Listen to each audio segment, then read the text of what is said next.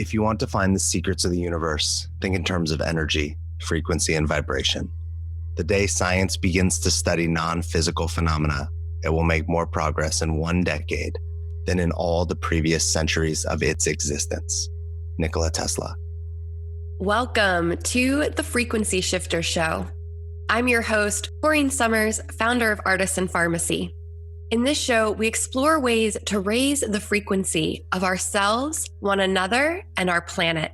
We're digging deep into all things metaphysical, from what is frequency to the power of sound, the Schumann resonance, our DNA, Reiki, the energy of water, and beyond.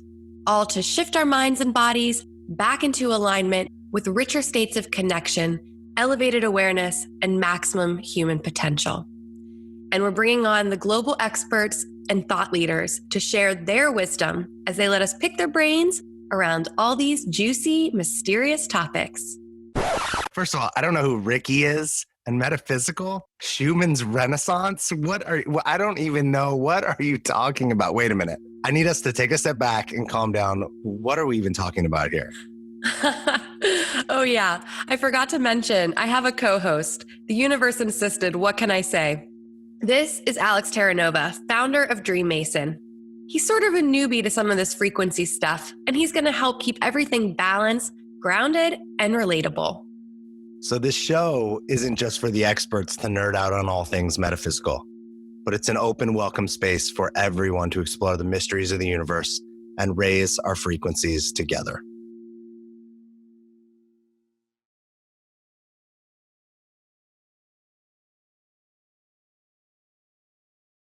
Hello, fellow frequency shifters. Excited to have you back.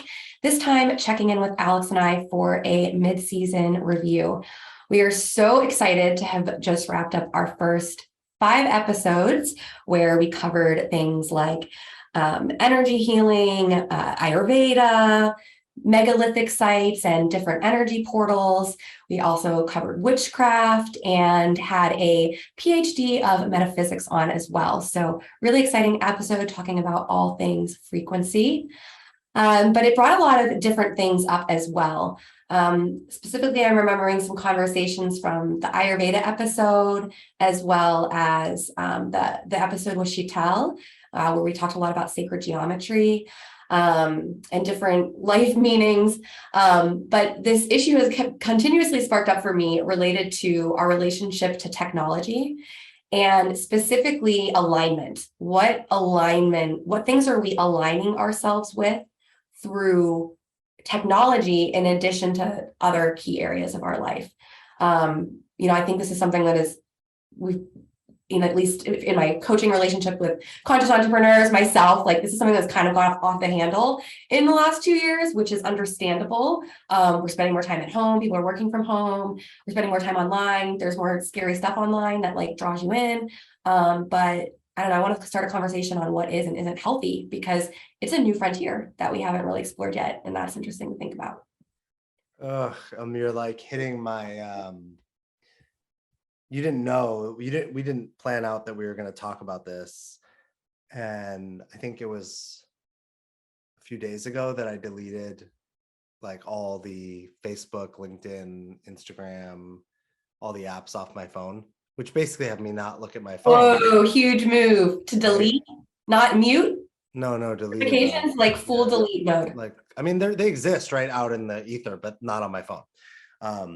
And I've done this, I did it once intentionally before, where I took it off for a month. It was a planned, right? It was almost like a detox, and we talk about that. But this wasn't planned. This was more of a, I don't know how to say it different than I hate everyone and everything, and I don't want to see it. And I don't really obviously hate everyone and everything. I think when I say that, it's more I'm disappointed with humanity. I'm disappointed with myself. I'm disappointed with people. I'm disappointed with government. I'm just disappointed, right? With how unkind and unempathetic and, all people all over the place, right? This isn't about anybody specific or any specific people that believe in anything.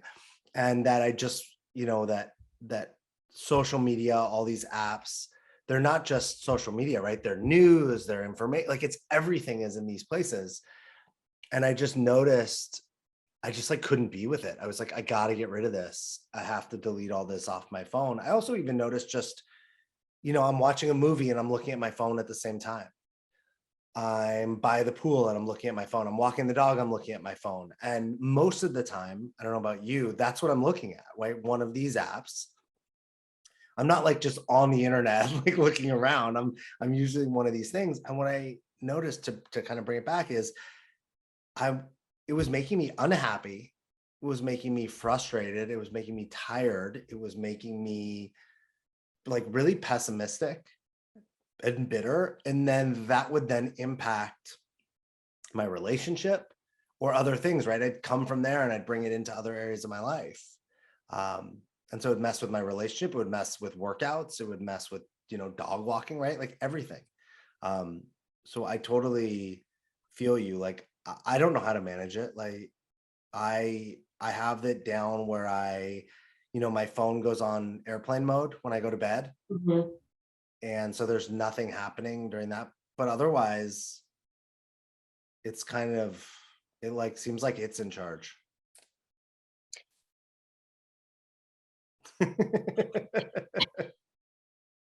Case in point, like this is the big problem. I think everybody is feeling that way. I know I felt that way for a really long time.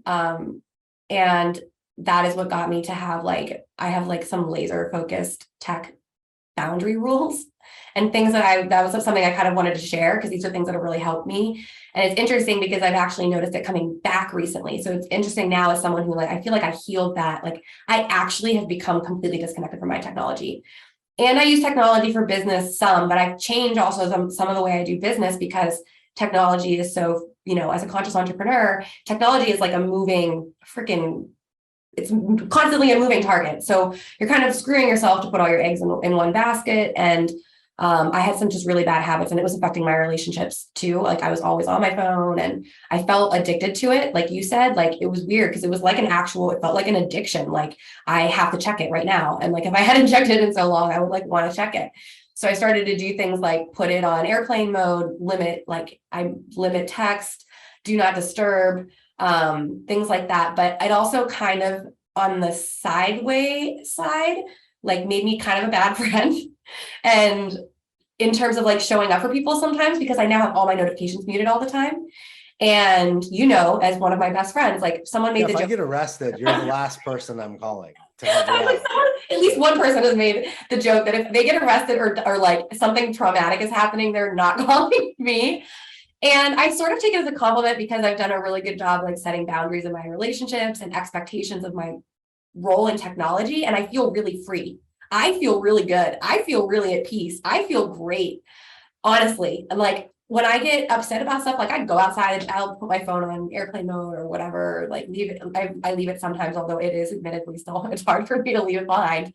But I will at least put it on airplane mode a ton. So it's just not buzzing technology at me all the time. And even that makes a difference. I also shut my router off at night. I'm really careful about my exposure to too much technology and too much of the, you're kind of just filling your brain with things to then think about later. You're filling your mind with garbage. And like you said, you carry it through.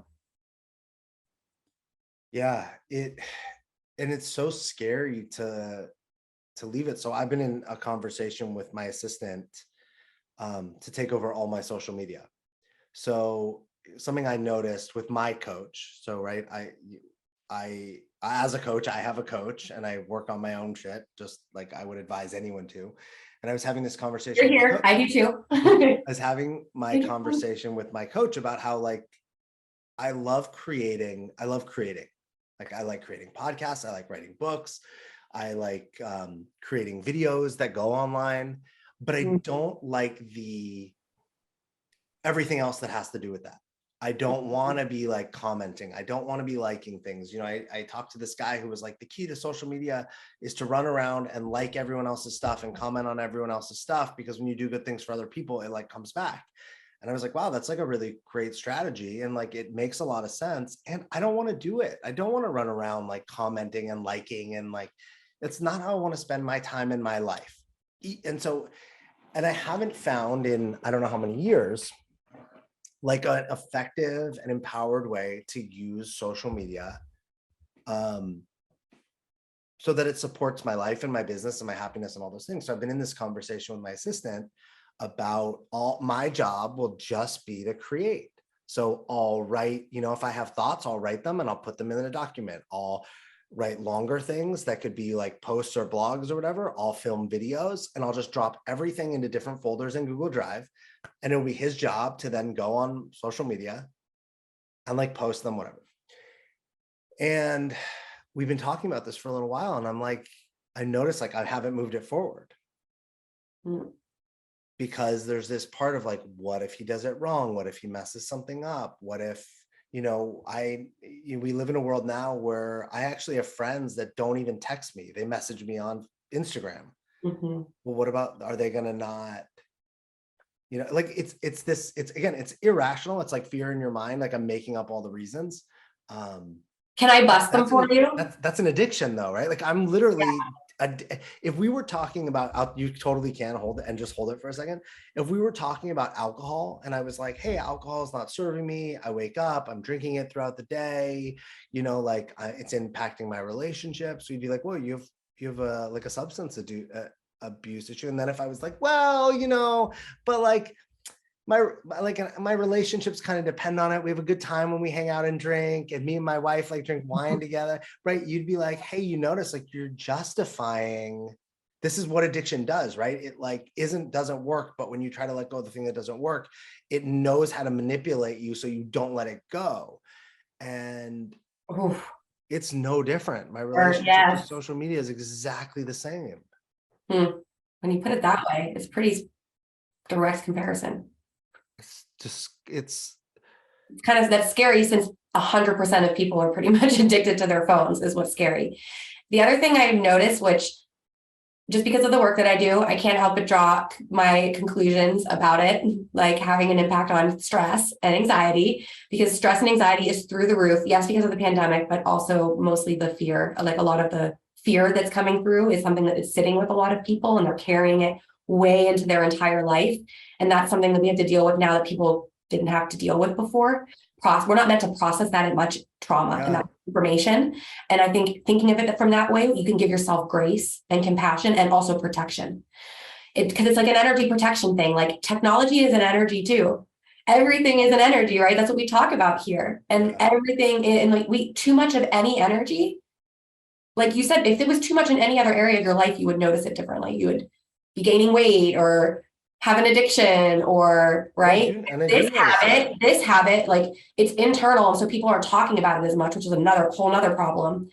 But I do, and we do notice it, right? I'm noticing that I'm like more angry. I'm like more sad. I'm more like volatile in my emotions. Right. And here's the thing. You're really good at noticing and getting in touch with your emotions though. And not everybody is. Not everybody has the tools and the skills, which again, why we're doing this podcast, another reason we're doing this podcast, and why we're coaches and help people in every day. But I don't know what to do, right? Just so I notice those things, but I don't necessarily know what to do with them. And I don't know how to create, right? Like here, let's use a different example instead of it being like our phones or technology. Let's just say it was like the news, just straight news. Let's for the sake of this conversation, let's just say that the news was 100% real and not biased all the time. All right. And that I was noticing that the news makes me sad because it tells a lot of like things that people are dealing with, that whether I'm dealing with them or not, people are dealing with them all over the world. And I went, well, man, because it makes me sad, I don't want to watch it, or because it makes me angry, I'm not going to watch it. And then it's like, but then I feel like, well, that's such a privileged place to be that I just don't have to know what's happening because it's not affecting me.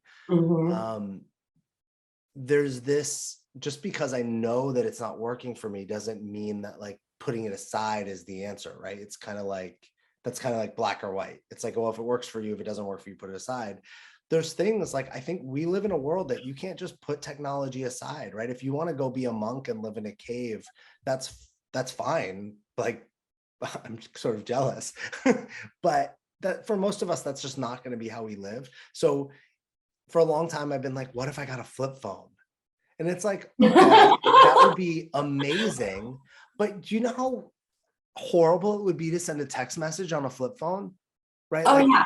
and so And you wouldn't communicate. Nobody would communicate with you. nobody would communicate with me, right? Except for like the phone calls. I would talk to my mom on the phone all the time. Yeah, You'd no, have a great relationship with your mom on the pro side. yeah, but it doesn't actually serve. You can't, our answers to things can never be yes or no, right? It ends up like we get left, right? So, and right now, most of us are in a yes conversation with technology. And there's a few people who have said no, and they just kind of like cold turkey, walk away. Mhm. They don't interact with it at all. But that's so rare. For most of us, finding that in between or that gray area that works. And it's unrealistic. We don't even know how to find a gray area because our systems, our structures, the technology companies, the people around us, like, right, to your point, if I got a flip phone, if I was like, hey, I'm gonna get a flip phone, so I'm not getting rid of my communication, you can still talk to me. The world, we've set up a world where everybody just wants to text, so nobody would talk to me, right? There'd be a few people that would call me once in a while to have phone conversations, but like You can't even text. I thought you could at least text on a you flip phone. can on T9, you're gonna hit like 4 times to get a U or something. Like, come on, it's like it's ridiculous. I'm gonna be texting and like pager code. I'm gonna be like 143. Just use emojis. They're like hieroglyphs. Oh my god! But the point is, right? Like, it feels like a trap. Like, I can't. We're all in. So I'm actually saying this because it kind of is a trap, because it's really hard to do. It's like an addictive thing. It's like chips. Like, I can't open a bag of chips and eat one chip. That is not going to happen. It is going to be lots of chips if I open the bag of chips. And so, but I can restrain, I can actually, like, I cannot have a chip. Like, it's very easy for me to like not do things, or when you have belief behind them. So to me, that's actually what always makes sense. I bought in because I felt like it was destructive to my life. And so I was like, it's destructive enough that I want to change this thing, and I'm going to do that. And, this is part of my journey also through like Lyme and learning about what causes my stress and learning I was an anxious person and like figuring all of that out. Right. And now that I've realized these things aren't good for me, I'm my best me without them. I don't know. That was motivating for me. That's not maybe a motivating thing for everybody. It is for a lot of the people I work with and coach with, I think, because we're of that mindset of like growth and like I can decide something like that and just make it happen in a way that works for me and find the balance that works for my unique needs. But I don't know what, like, I don't know. I'm going to stop there. I feel like you have something wise. Let me ask you some questions. Like, okay, so. And we're fleshing this out like as we talk. So. Well, I think let's ask, so you've done some of this. So if, what do you want to know? Like, what are your, so what I do wanted you to feel this, well, so this is where I find that this is where it feels like the conflicts are so challenging, and I bet other people can get this. So I wanted to turn off my Wi-Fi router at night, but my home security system runs off Wi-Fi. So if I turn off my Wi-Fi router, like the alarms on my doors, my windows, whatever, you're actually safer, because hackers target homes with security and not homes without security definitions, because they don't know how to hack it. So they actually look for the houses that have the security. But hack it for what? What are they hacking it? What are they hacking it for? I just wanted to give you. I'm not in the NSA. Like, I'm not worried about being hacked. No, I mean, when they break into house, that's how they break into houses now. If someone was actually going to break into your home, they would break into a home that had a computer, because you can hack a computer. You can't always hack a lock that people have on their physical door without being. Well, you still have to use a key to get in the door. I mean, like, but the point. I'm just kidding. Right. The point is like, hey, so now we have, it's like our lives are so woven together, right? I want to get rid of my phone, but no one will talk to me if I get a flip phone, right? And you might have to clap your hands to shut your light off before you go to bed. It's completely possible. A lot of people, no, I'm being serious. That wasn't a joke. A lot of people do that. A lot of my clients are like, I literally have, and my phone, they tell me their phone they go to sleep with their phone like on or under their pillow. And I'm like, please don't do that. Your brain is running that technology all night. Please put a sleep playlist that plays delta and gamma and sleep waves, or, you know, the stuff that is going to biohack your brain for really good sleep, because your most important recovery is when you sleep. And the brain only recovers at night when you're sleeping. So that's a fun fact I actually learned recently. It does not recover during and restore during any other part of the day. Your brain only recovers at night. Your brain is constantly being taxed by technology all day long, and then you sleep with it connected to your head. Yeah. I mean, I have a good, you know, I actually think turning your Wi-Fi off is a really important thing. And also putting your phone on airplane mode, download a sleep playlist and start and do that if you possibly can. Well, and If there's it's so many, too hard. there's so many people that don't want, I remember when I started putting my phone on airplane mode, I had people literally in my family who were like, what if there's an emergency? I'm like, call 911. And they're like, no, but like, if they're, you know, and I'm like, well, it's just, I'm not willing to, like, I'm turning my phone off. Like that's just something I'm doing. So if there's an emergency, I'll find out about it when I wake up. It's not like I could have saved anyone's life anyway. That's not my skill set. So, but I think like, that's right. Like that's what I'm talking about, is we've created a system that makes living outside of the system so difficult. So, right, like my computer, my internet, my home security, like my fire alarms, like everything, whatever it is like all linked together. And so trying to create like a gray area of support for yourself is just feels like almost impossible. So tell I people. know. I feel that way too. I know you're trying to get some things out of me that I'm not giving you, because there is a rebuttal to everything. Yeah, so use your language that it is just an excuse, that you can do it, and you can find ways that work for you uniquely to do it. You don't have to do all of the things, but you can find a few things. Like get a flip phone. Get it. No, don't get a flip phone. No, don't get a flip phone, and don't go on social media. Taking a break is healthy. Social media breaks are healthy. It doesn't matter how long they are. I think we should not become victim to this social structure of, you know, why are we so obsessed with like time and frequency and like, if it's like, no, life is not always like that. Humans are not like that. We actually are not. And we are not meant to have that much stimulus 100% of the time. So we have to find some way to bear against it. And you get to choose which things are appropriate and can work for you. If you're like, I have to sleep by the phone by my head, but I can do something else, there are a lot of ways to mitigate.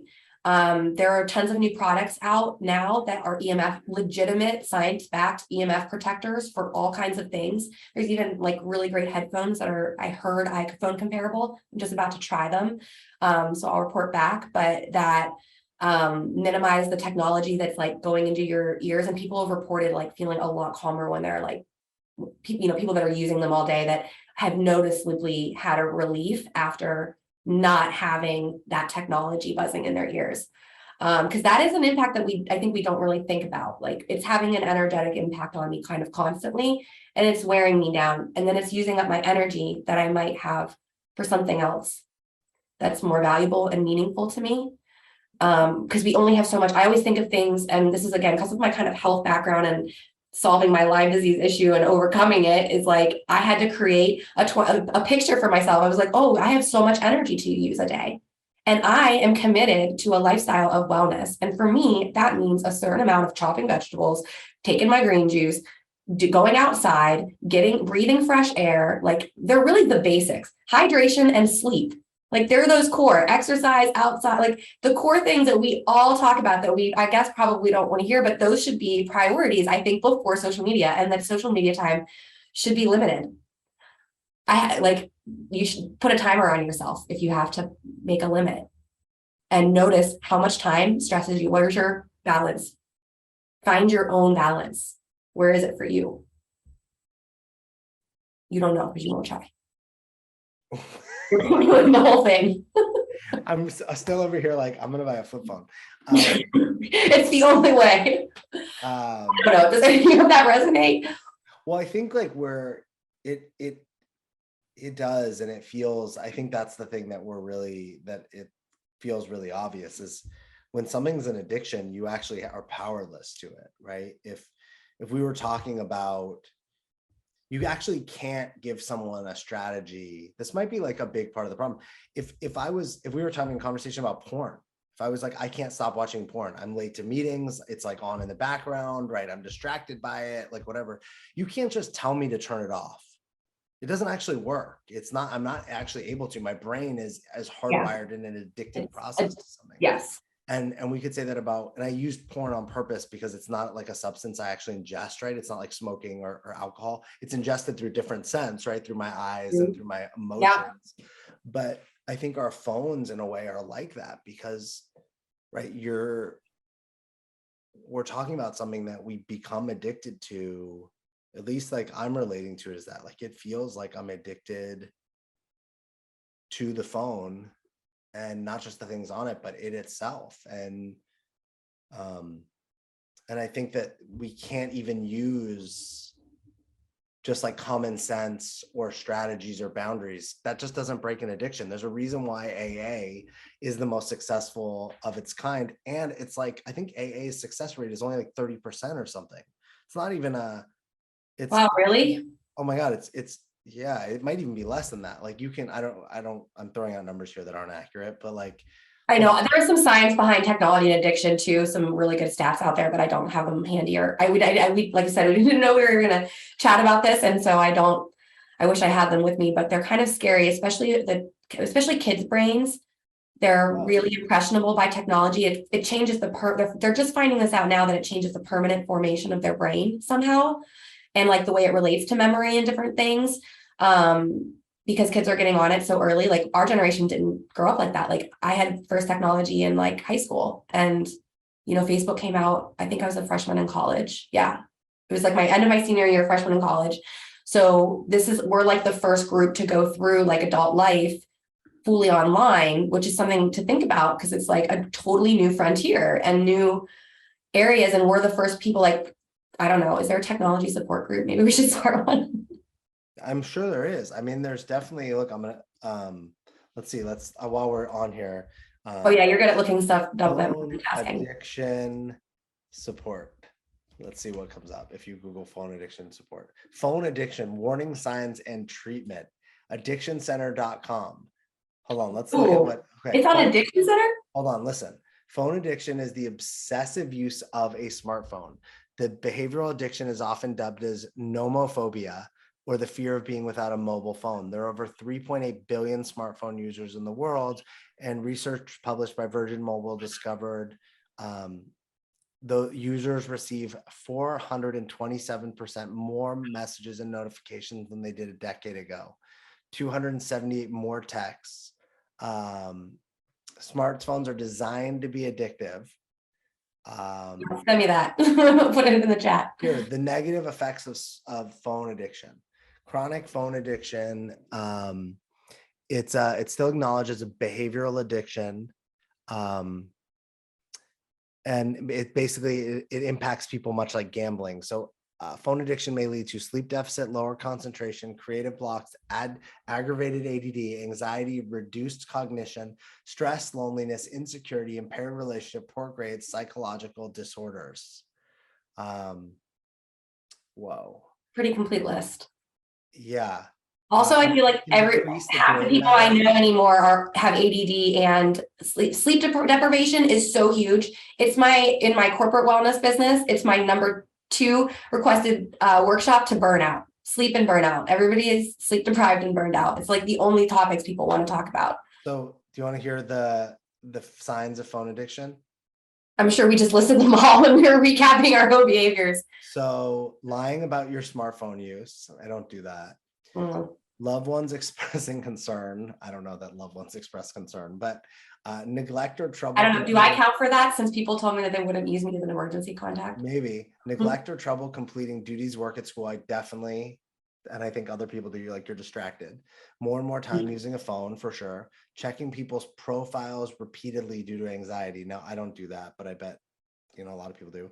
Accidents or injury due to phone use. Now, I haven't had any accidents or injury, but I definitely should probably not be using it at certain times when I'm operating heavy machinery. Working later to complete tasks, definitely. Weaker, non-existent social life, that's for sure me. Isolation from loved ones, yes. A feeling of lack of connection, yes. Angry or irritated, yes. Getting up at night to check a phone, I don't do that. Reaching for the phone the moment you're alone or bored, definitely. Phantom vibrations, definitely. Limiting phone use is difficult, definitely. Craving access to a smartphone or another device, sure. And fear of missing out, 100%. It says my How many do you need to be phone addicted? it sounds as my chances of recovery are limited. That's what it says next. It says No, it does not. It doesn't say that. There's no way. Oh man, I almost bought it for a second. Wait, now since we're saying You're this, sovereign, you're free, and you're fully capable of doing it. I believe in you. wait, I'm because here. we just said this, I'll be your sponsor in technology support group. because I just said this, we should just tell people, if you are listening and you're suffering from phone addiction, we're not addiction specialists here. You should go to addictioncenter.com. And if you're suffering from any form of addiction, you should probably go to addictioncenter.com. Yes, which also more people are because of the pandemic. So it's basically screwed because like everybody's life went home in the house, right? So like all the home things are blowing up. We're also we're making fun of this in a way. Like, we're not making fun of addiction. We're making fun of my addiction. But we're not making fun. We're supporting you and getting the right treatment. But it's I think it's important to say, like, this isn't funny. You know, there's like, for whatever reason, I manage to have a life that functions and works, right? I have a healthy, for the most part, like a healthy relationship. I'm a healthy person. I have a healthy business, right? Like my life is not crumbling at the seams. And yet I'm struggling with this, and not just phone, but technology in general. And I'm sure there's plenty of people out there that are like actually having a much harder time than I am. Yeah. I mean, I know I struggle with a lot of anxiety when I'm like that. And like you said, I'm like more short-tempered. I just don't have the bandwidth for really anything else. It literally feels like it zaps my energy. So and I know a lot of people can't get away from it. And it's hard, especially at work, if like, regardless of your work environment, most people are working from a computer, at least in some capacity these days.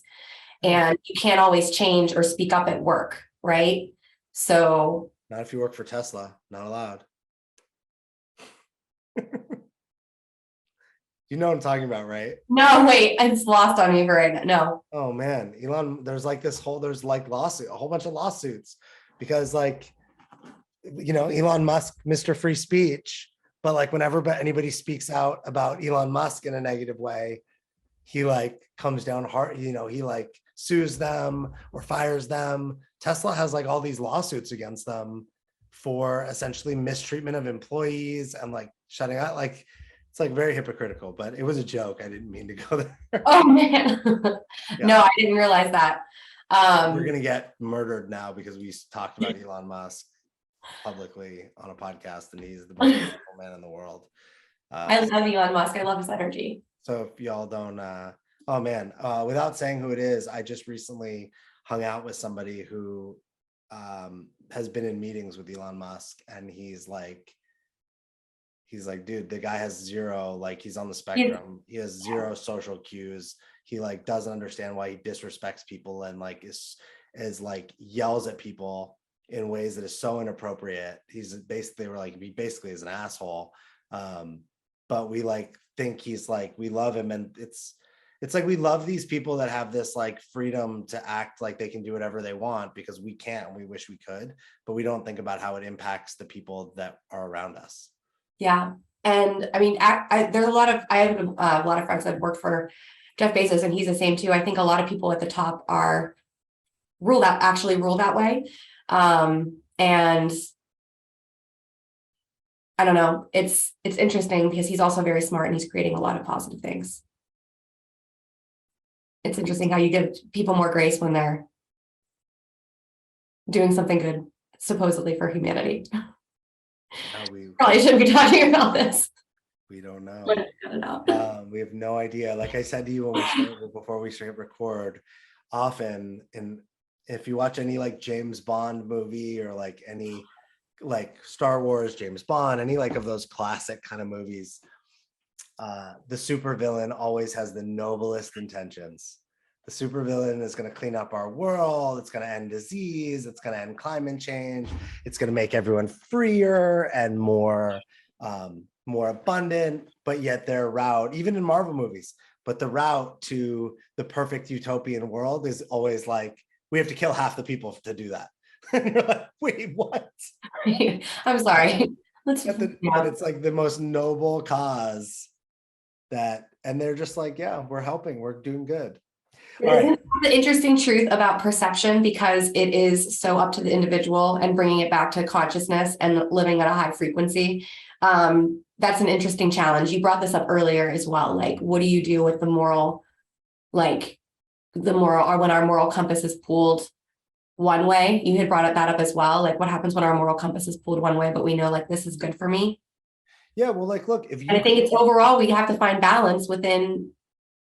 Look, if you could kill me and it would like make everyone else in the world like be fully fed and like hydrated, and so there'd be no more hungry or thirsty people, and I had to die, and you'd be like, when like a lot of people would be like, whoa, that's one person for like whatever, but like who gives you that? Like, why do you get to decide that I should be that person? And like that, and I think that's the thing, is like under a noble guise of like, but everybody will have food and water, or like if you could kill me and the environment would then just be perfect all over again. It's like, sure, I get why, but like, you know, it's like that noble thing. Well, like, it's the greater good. But who says, right? Like, who says, you know, what the greater good is? We've like so gone down like a whole different rabbit hole. I think we should end this episode. I know I don't want to talk about this last couple of things on here, I don't think. Well, it's already been spoken of. Yeah, well, can we re-record an ending? I don't know. I think this is so natural. This feels really natural and free. You don't want us to talk about Elon Musk and Jeff Bezos on our podcast?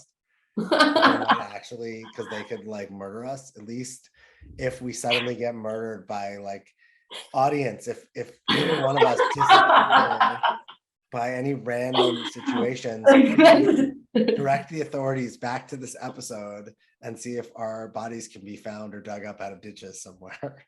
And a reminder to all of us to stay away from addictions and our phones. Yeah, and keep listening through the frequency shifters. We have a lot of really cool stuff coming up in the second half as well. What do we have coming up? Where we're talking about, hold on, I actually have to double check. I know we did the channeling episode. So we did one in the last season, which was on Mount Shasta, which was really, really cool, taking place at an actual energy portal.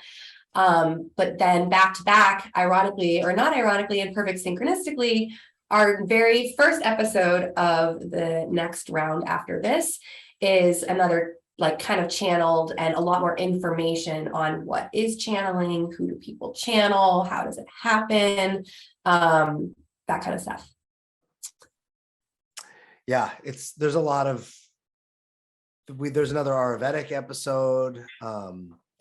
And another witchcraft episode where we talk a lot about what spells really are. We demystify a lot of witchcraft in the 2 episodes that are covered on this season. So I was glad about that because, you know, after not getting too deep, but just I believe we're healing a witch wound and healer wound of the past, and you know, it's coming out in this generation, and that is actually really important to demystify what it is, and also empower ourselves that every action we take, every alignment, every word, every thought is essentially a spell and something that we're creating in our life. That message really ran home for me. I don't know about you. Yeah, I think, yeah, the stuff about, I love the witchcraft episodes of this season, which there are 2 of. I think I never really thought about witchcraft so much, but you can really see that like it's just a name more so than anything, and that we're all kind of practicing spells and intention in various ways. And if you're listening and you're like, what do you mean we're all practicing spells? We're all finding ways to manipulate people and get what we want, and have people see us in ways that we want, and that's all versions of like witchcraft in the way that it was explained to us. So I think this is a really fun season. I think this is probably the wildest episode of the season because we went on some really wild tangents.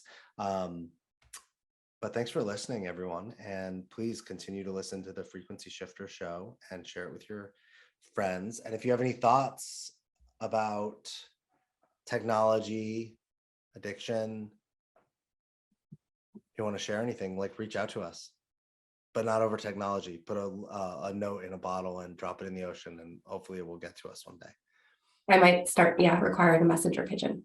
Yeah. To rival your flip phone. A raven. We'll start training ravens. All right. All right, everybody. I stick with Apple, but thanks everybody for tuning in, and keep raising your frequency out there. We'll see you back in the next episode. Thanks for listening to another episode of the Frequency Shifters. We really hope that you got some value, you learned something, and that there's something from this episode that you can take away and use in your life. Who are you thinking of right now that needs to hear this episode? Please share it with them. Share this on social media, subscribe and like and leave a comment. And please, if you have a comment or an idea or something that you want us to talk about or investigate, leave it online and we will go into those and bring you that information. Please like, share, and subscribe, and we will see you next time.